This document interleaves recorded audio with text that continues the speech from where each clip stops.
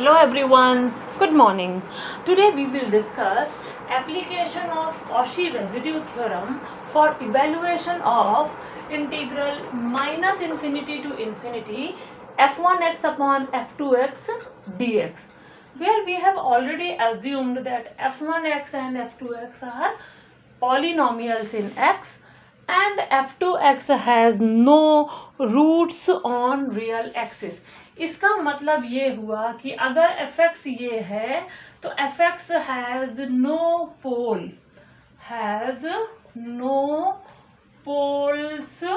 on real axis.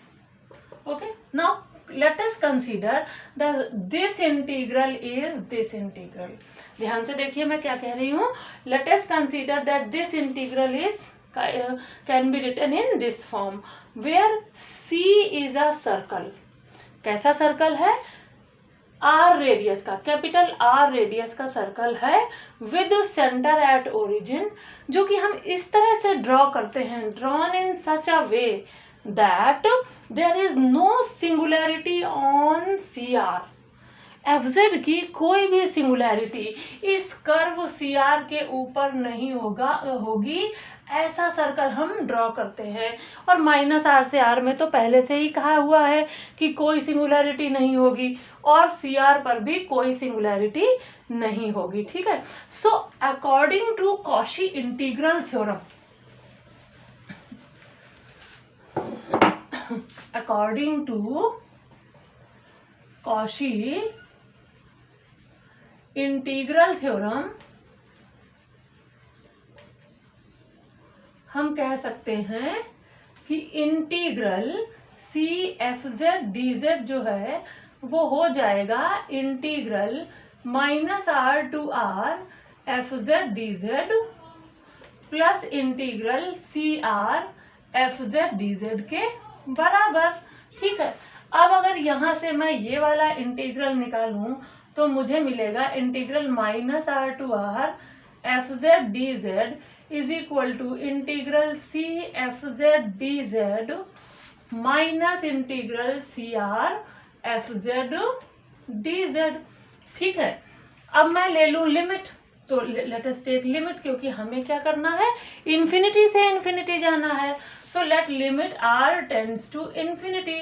This is will be -R to R F Z D Z. ये हो जाएगा integral C F Z D Z. और ये वाला क्या हो जाएगा, देखिए अब मुझे इसकी ज़रूरत नहीं है, थोड़ी देर बाद ज़रूरत पड़ेगी तो हम फिर से ड्रॉ कर लेंगे. ये जो हो जाएगा ये हमारा होगा minus limit R tends to infinity integral CR F of, अच्छा हमें दिया है mod Z is equal to R, तो Z इज इक्वल टू क्या हो गया, R e to the power I theta. तो हमें क्या मिलेगा, FR e to the power I theta into R e to the power I theta into D theta.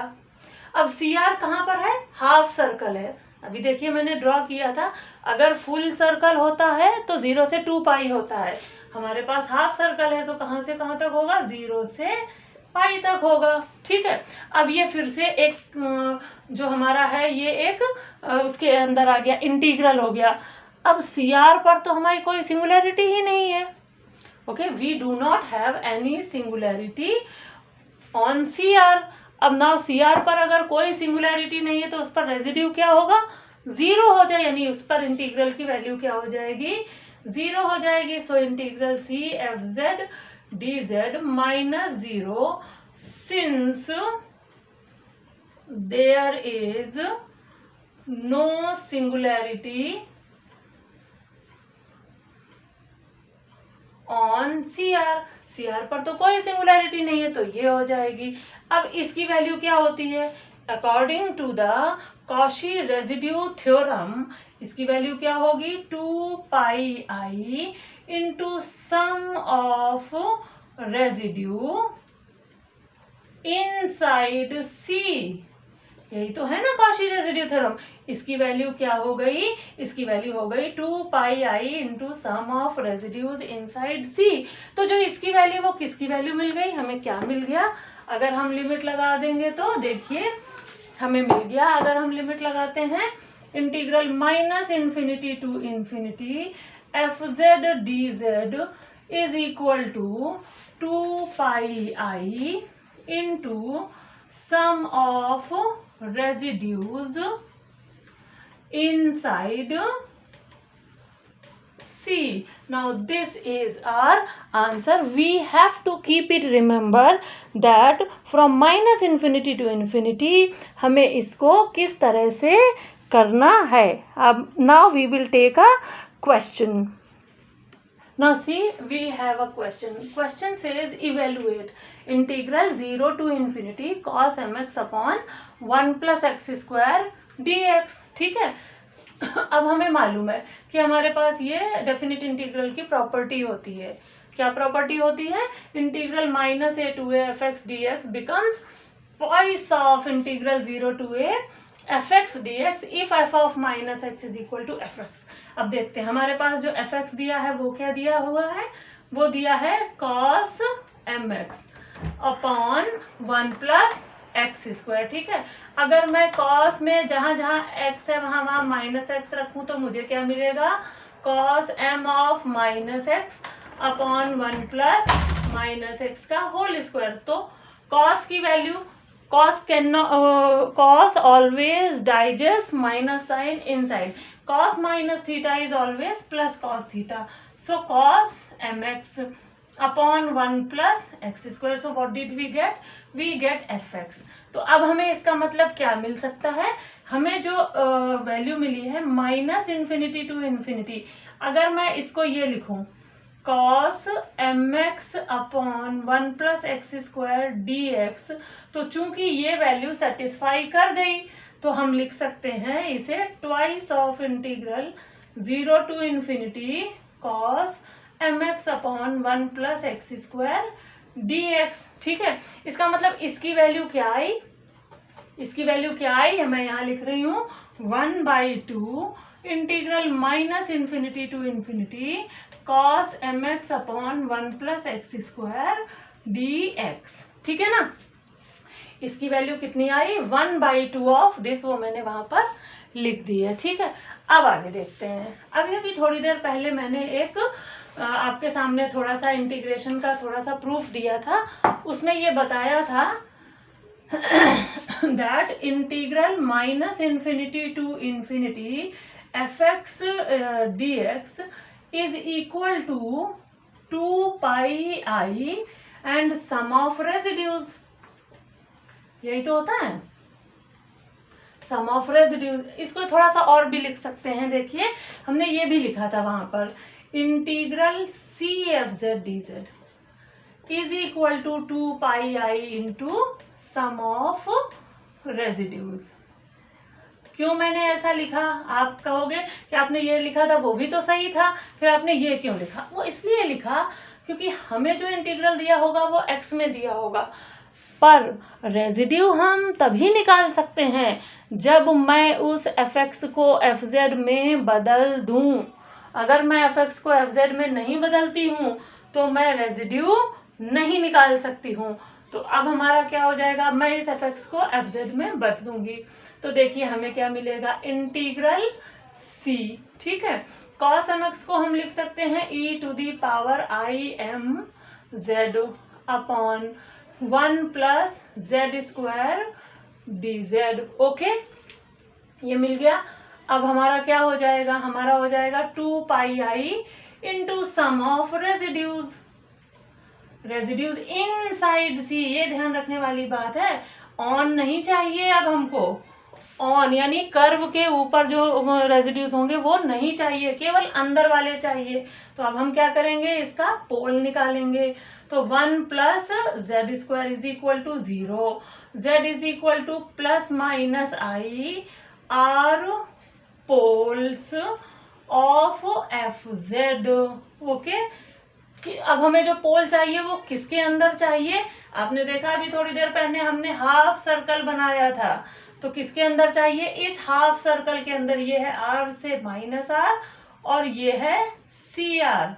तो theorem में से हमें बस इतना याद रखना है कि हमारे पास हाफ सर्कल था और जो पॉइंट है वो हाफ सर्कल के अंदर आना चाहिए। मुझे लिख देना होगा inside upper half circle, inside upper half circle. ठीक है, तो इनसाइड अपर हाफ सर्कल में कौन सा पॉइंट आएगा?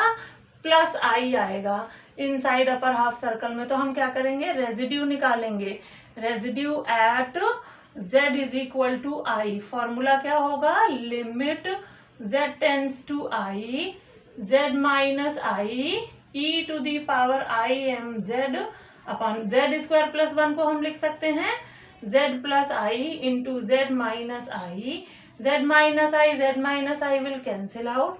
हमें मिलेगा e to the power I m i upon 2i। हमें मिल गया e to the power minus m upon 2i। ये हमारा रेजिड्यू आ गया। ठीक है, अब हमें क्या करना होगा? हमारे पास ये वैल्यू है। अब मैं ये नीचे वाला पोर्शन इरेज कर लूँगी क्योंकि हमारे पास ये वैल्यू यहाँ पर निकल के आएगी। मैं वहाँ पर पुट करूँगी। ठीक है, मैं थोड़ी देर 1-2 सेकेंड्स के लिए रुक रही हूँ, आप देख लीजिए। मैं फिर से कहिए तो एक्सप्लेन कर दूँ। इसको मैंने सबसे पहले माइनस इन्फिनिटी से इन्फिनिटी में बदला। ठीक है, अभी थोड़ी देर पहले जब मैंने एक आपको थ्योरम कराई थी कि माइनस इन्फिनिटी से इन्फिनिटी जो होता है उसको हम C F Z D z में बदल सकते हैं, जहाँ पर सी क्या है? अपर हाफ सर्कल है from minus r to plus r. उसकी वैल्यू होती है 2πi sum of residue inside upper half circle. ठीक है, तो जो fx था मैंने उसको fz में बदला। fz में बदलने के बाद मुझे फिर क्या करना होगा? रेजिड्यू निकालने होंगे। तो मैंने पोल निकाले, रेजिड्यू निकाला। अब रेजिड्यू निकल आया है, उसकी वैल्यू यहाँ पर मैं पुट कर दूंगी। तो मुझे क्या मिलेगा? देखिए, मुझे मिलेगा 2πi into e to the power minus upon 2i। देखिए 2i and 2i will get cancel out. तो हमें मिल गया integral minus infinity to infinity fx dx, यानी हमारी जो वैल्यू है cos mx upon 1 plus x square dx is equal to pi E to the power minus m। पर हमें क्या चाहिए? हमें ये चाहिए। तो integral 0 to infinity cos mx upon 1 plus x square dx क्या होगा? 1/2 pi E to the power minus m। Answer. तो जैसे मैंने इस क्वेश्चन को आपको शॉर्टकट करके दिखाया है, पूरी थ्योरम नहीं प्रूव की है, मैंने सिर्फ माइनस इन्फिनिटी से इन्फिनिटी fx को fz में बदल दिया और fz होता है 2πi into sum of residues of upper half circle. बाकी से अब मुझे कोई मतलब ही नहीं है, सिर्फ अगर ये दिया है तो इसका मतलब है 2πi into sum of residues inside upper half circle. ठीक है, जो रेजिड्यू इनसाइड होगा अपर हाफ सर्कल के, उस पे हम रेजिड्यू निकालेंगे। रेजिड्यू निकाल के वहां पुट कर देंगे और हमें आंसर मिल जाएगा। This is a very very important question and very small question. You can solve this question in 5 minutes in your question paper. So this was all about Cauchy residue theorem. Okay, so for the next lecture I will take some new topic. Till then, goodbye, have a nice day.